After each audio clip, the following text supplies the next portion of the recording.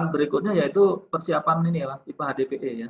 Ini ya, pipa HDPE karena cakupan pekerjaan pengawas di dewatering tadi ya, pompa dan perpipaan. Nah, pipa HDPE yang digunakan untuk line pemompaan harus dilakukan identifikasi terlebih dahulu. Di antaranya kita pengawas harus mengerti Pak ya, spesifikasi pipa yang akan dipakai ya, dari instruksi dari main plan, terus dari engineering itu harus dipastikan yang disampaikan ini pipanya benar nggak yang kita pakai, jangan salah seperti itu ya.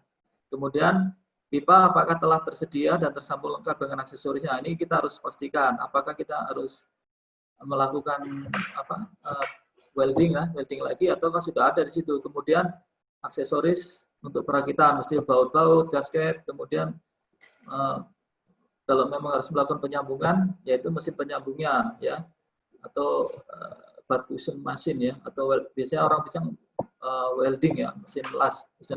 Cuma kita bahasanya welding seakan-akan pekerjaannya ini Pak, pekerjaan konstruksi ya, material-material dari steel ya. Padahal ini pipa ya, welding. Kemudian sumber energi atau power untuk penyambungan yaitu gensetnya. Gensetnya sumber energinya harus dipastikan ya, apakah gensetnya ini sesuai ya, sesuai itu untuk mesin-mesin penyambung besar itu menggunakan tegangan 380 volt. Terus ada yang kecil-kecil ya, untuk pipa-pipa di bawah 14 in itu bisa menggunakan tegangan 220 volt. Kemudian dayanya harus kita pastikan, jangan sampai pada saat menggunakan tiba-tiba nggak mampu ya, gitu. Berapa dia sumber ini dayanya yang dibutuhkan untuk mesin tersebut.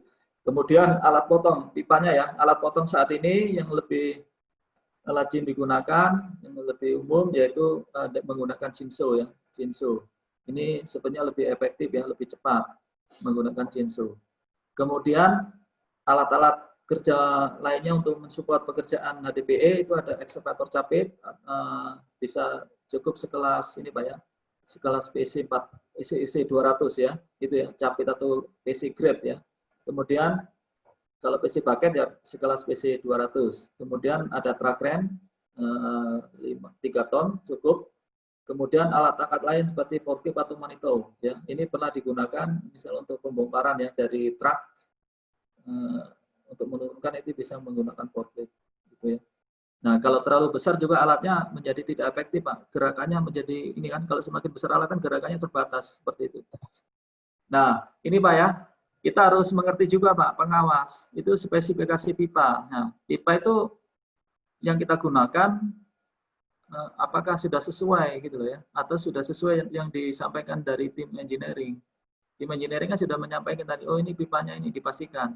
Jangan nanti disuruh menggunakan pipa 12 in kita pakai 14 atau sebaliknya. Kemudian informasi-informasi lain yang terdapat dalam pipa HDPE itu cukup jelas Pak ya. Itu ada seperti ini Pak, informasi yang kuning-kuning ini Pak ya. Ini ada kuning, terus ada embossnya, markingnya ini berbeda-beda Pak ya. Ada yang silver, ada yang kuning ya. Yang kita sering temukan yang ini kuning dan silver. Kemudian di situ ada apa sih angka-angka ini ya, itu sebetulnya sudah ada semuanya Pak. Ya, angka-angka itu sudah ada artinya ya, sudah ada maksudnya ya, semacam 355. Oh, 355 itu diameternya ya, diameter luar pipanya itu 355. Kalau dikonversi ke incinya itu 14 inci. Kemudian 3,32.2 itu tebal ya, ketebalan dinding pipanya ya. Kemudian kenapa kok ada SDR? Nah, SDR itu stripping diameter ratio ya. Jadi kalau mau mudah, Bapak bagi aja. Kalau kita nggak tahu kan, tebalnya pipa ini kira-kira berapa? Nah, kalau sudah dapat informasi SDR dan 355, Bapak tinggal bagikan aja 355 dibagi 11. Itu hasilnya akan 32 itu ya, 32 sekian ya, itu tebalnya.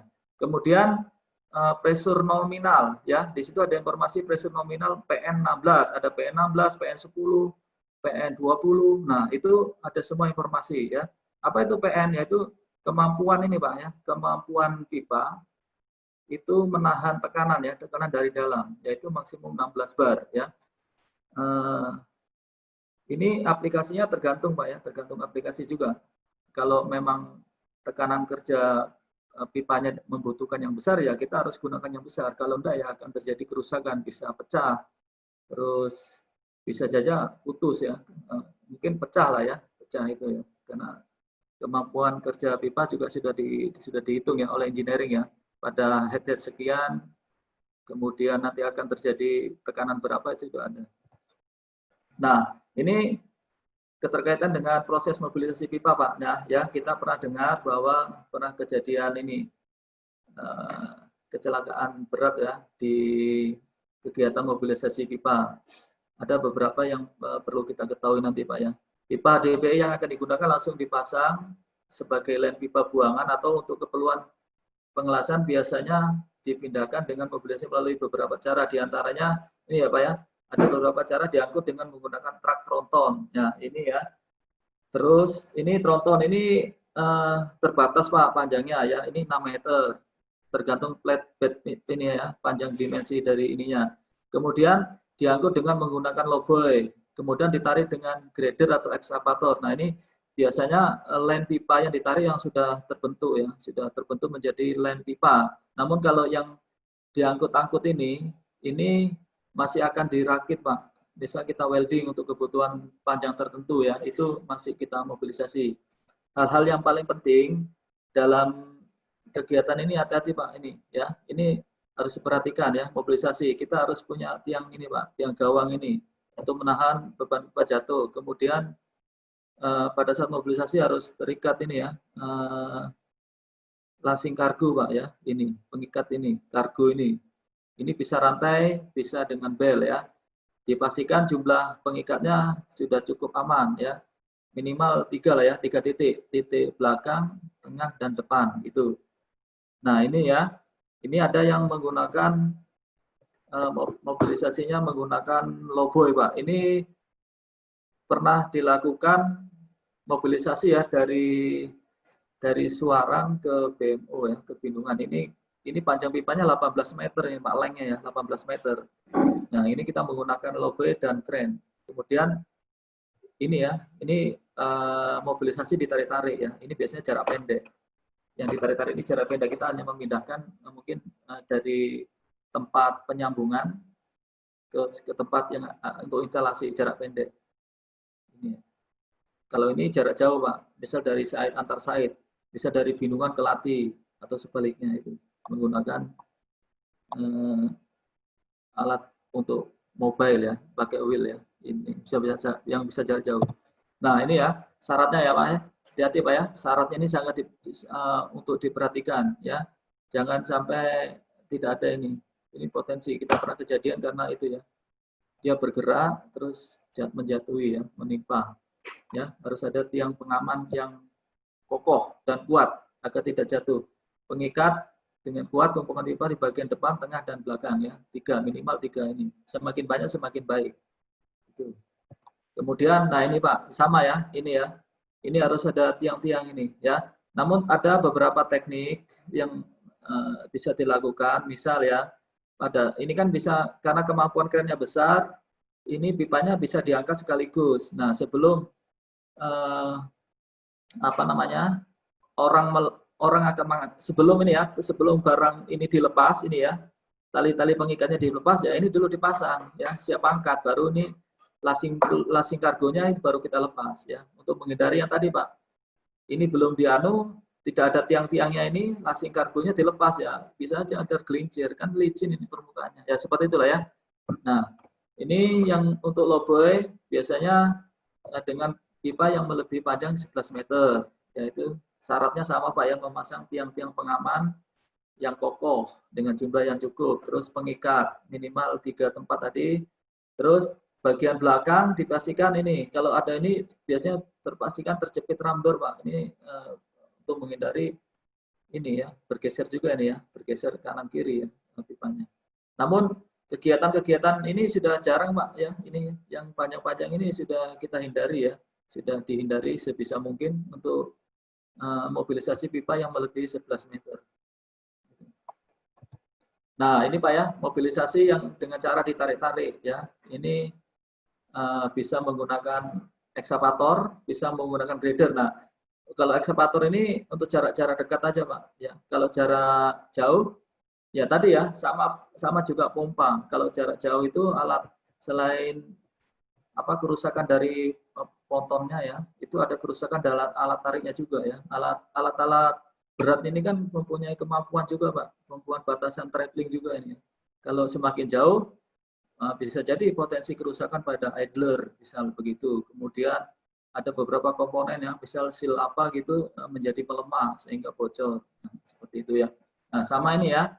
Ini yang eksa-eksa begini jarak dekat. Nah, ini yang jarak cukup jauh, Pak ya. Misal dari lokasi penyambungan welding tadi mau kita masukkan ke pit untuk diinstalasi. Nah, semakin jauh kita tarik, kalau pit Bapak semakin besar konsekuensinya ini. Konsekuensi keausan ya, keausan permukaan ya, keausan permukaan pipa dan kerusakan pada backing ring ya, backing ring ini Pak, backing ring ini sambungan-sambungan. Karena ini kan sepanjang lintasan kan terabrasi ini Pak sama material-material ya.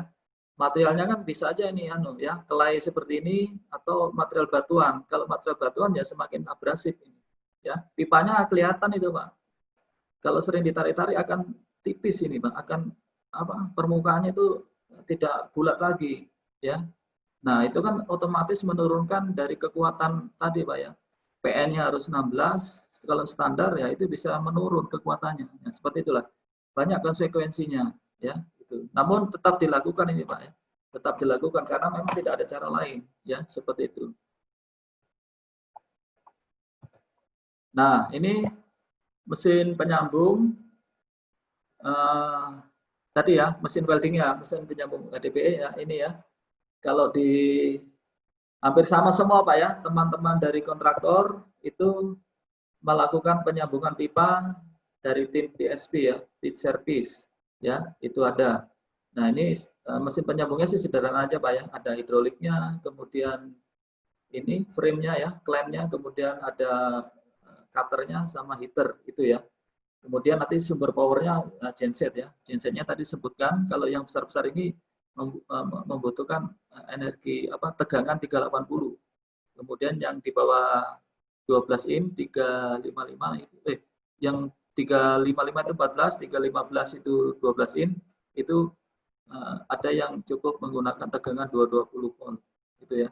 Nah, ini proses penyambungan ya. Alat bantunya itu bisa dengan ekskavator bucket ya, tergantung Pak ya, tergantung kondisi alat yang ada di situ. Namun idealnya yang paling mudah, fleksibel itu capit. Karena capit apa?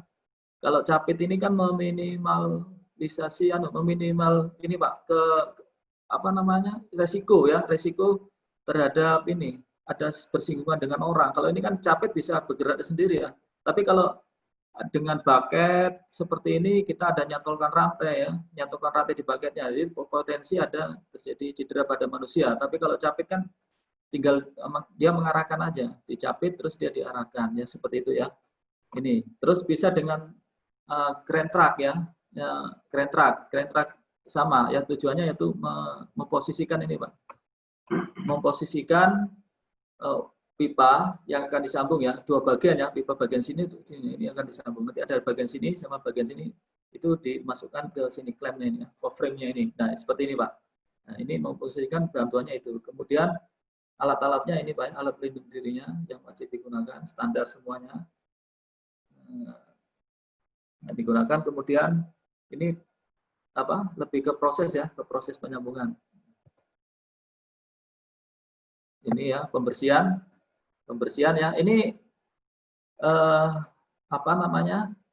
bersihkan ya permukaan pipa dengan alkohol. Setelah bersih, panaskan permukaan pipa dengan heater. Nah ini teknikal ya Pak ya, teknis aja ya.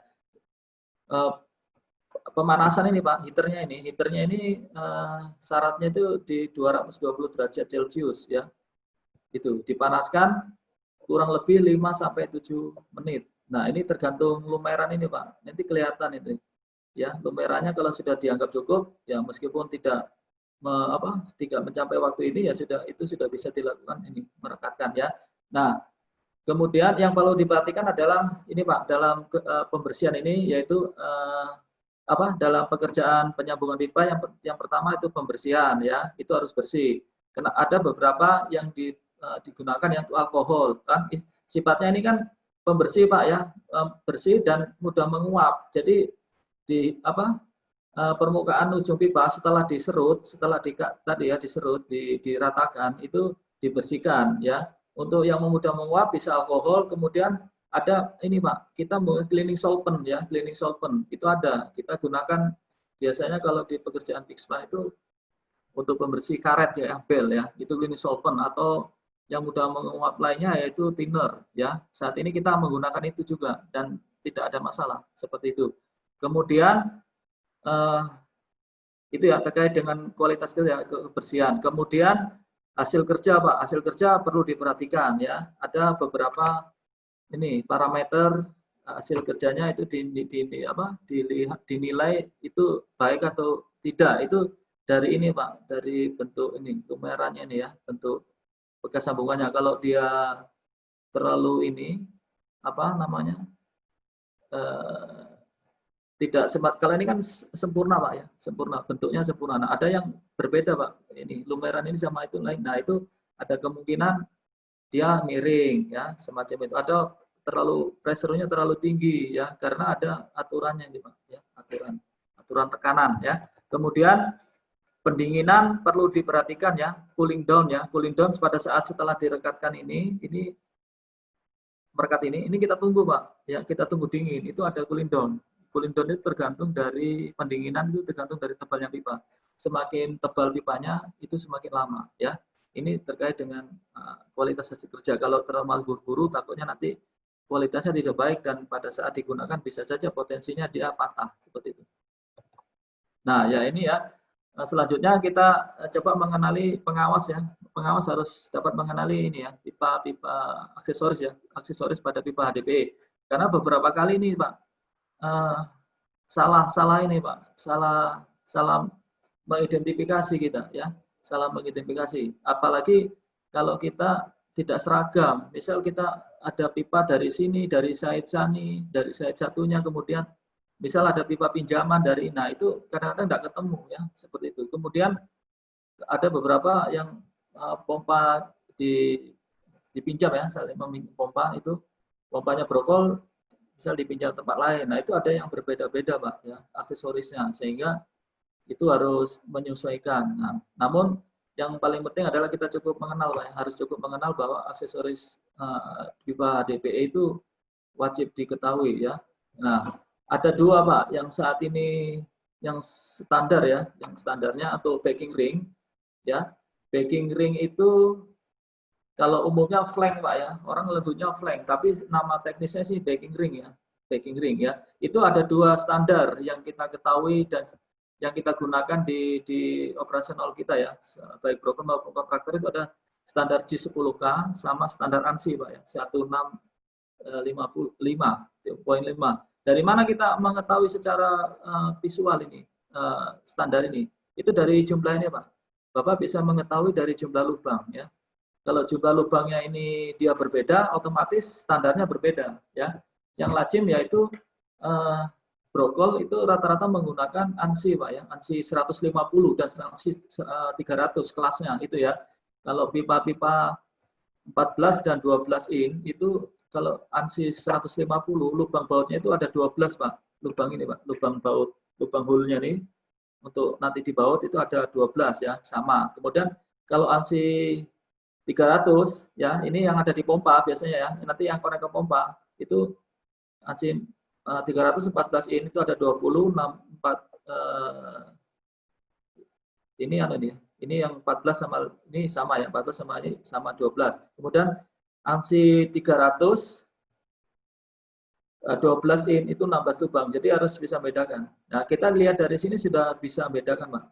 Dari jumlah lubang sama tebalnya ya. Kalau semakin tinggi ANSI-nya, jumlah lubangnya semakin banyak, kemudian tebal. Namun ada juga ya secara visual ini lubangnya 16, akan-akan kok ANSI 300 bukan. Ya, itu bukan. Jadi harus detail. Kalau dia tidak setebal dengan ini ANSI-nya pakai JIS, Pak ya. Teman-teman di kontraktor pakai JIS 10K. Jadi berbeda. JIS 10K ya, itu. Kemudian nama-nama aksesoris harus kita kenali ya, karena penting ini, karena keterkaitan dengan informasi ya. Misal ada yang membutuhkan informasi, harus dapat kita menunjukkan dan menjelaskan ya, seperti itu.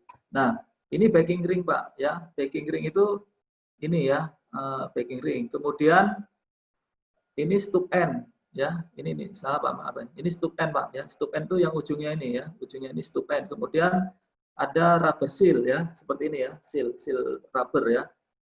Untuk apa ini? Seal ini untuk sambungan ya, sambungan antara backing ring ke backing ring.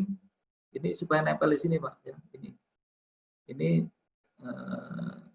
digunakan seal ya, karet ini penyumbat supaya menghindari kebocoran. Kemudian ada kita reducer Pak ya, reducer kan biasanya di line pipa kita itu sudah ada line, kemudian ada lagi mau butuh panjang, ternyata pipanya nggak sesuai. Misal sudah ada line 14, tapi untuk menyambungnya adanya 12. Nah ini kita reducer Pak ya, kita reducer dari tadi ya 14 kita turunkan ke 12 in. Nah ini menggunakan reducer ini ya, itu ya. Jadi penting Pak ya, kalau ditanya stup end ini harus tahu, oh, ini stup end, ini backing ring, ini standarnya begitu. Ini diabaikan aja sana. Nah ini pemasangan line ya, pemasangan line HDPE itu ada yang biasa kita lakukan yaitu pada area datar, area low wall dan area high wall ya. Tekniknya juga berbeda-beda Pak ini ya, tekniknya yang berbeda-beda, sama jalur yang dilalui pada lintasan itu berbeda-beda. Nah ini contoh pemasangan line HDPE pada area-area datar ya. Ini area-area datar ini cukup, kalau area datar ini apa namanya, cukup lebih mudah lah ya daripada yang lain ya, karena tempatnya memang datar saja gitu ya.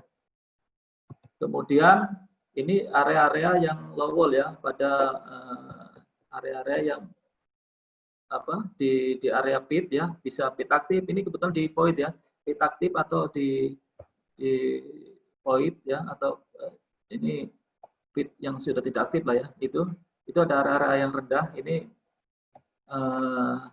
salah satu dari ini Pak, apa pemasangan lainnya itu ya, seperti ini ya, kan tidak tinggi ini ya, karena kalau semakin tinggi nanti resikonya dan metodenya juga berbeda.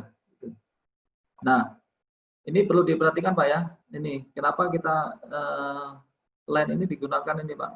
Nanti kita ada penggunaan aksesoris Pak ya, ada pipe fluter ya, pengapung pipa ya.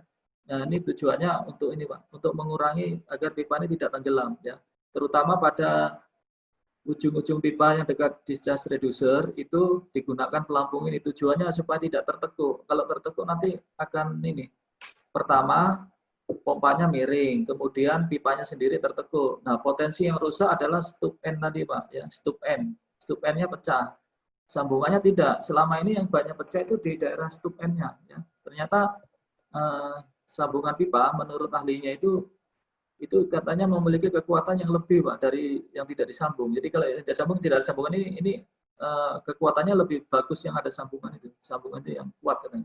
Seperti itu ya.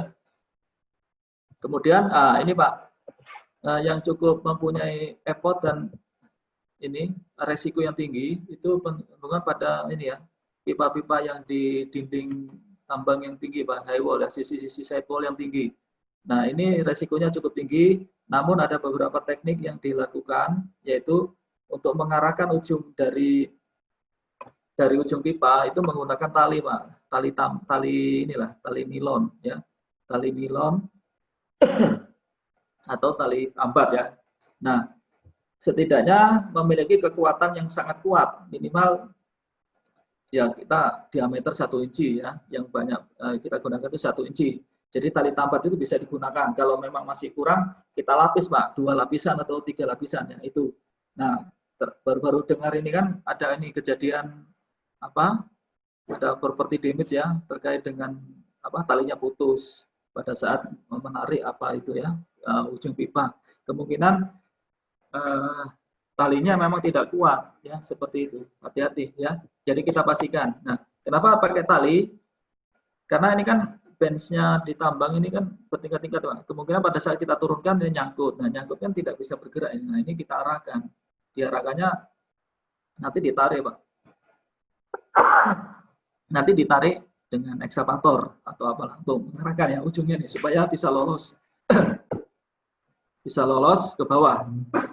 Nah, hal yang sangat penting juga Pak ya untuk instalasi pipa, pastikan Pak ini ya pipa-pipa ini ditempatkan pada area-area yang aman ya, jangan ada area-area yang potensi terjadinya sponkom ya. Sponkom itu pembakaran spontaneous combustion ya, pembakaran batu bara dengan sendirinya. Kan pernah kejadian itu kalau nggak salah di site lain itu ya, itu terbakar. Karena apa? Ternyata di daerah sini ada potensi masih ada batu bara yang terbakar, sehingga pada saat ada pipa terus ada batu bara terbakar, ya ini terbakar pipanya. Nah, itu kalau bisa dihindari ya.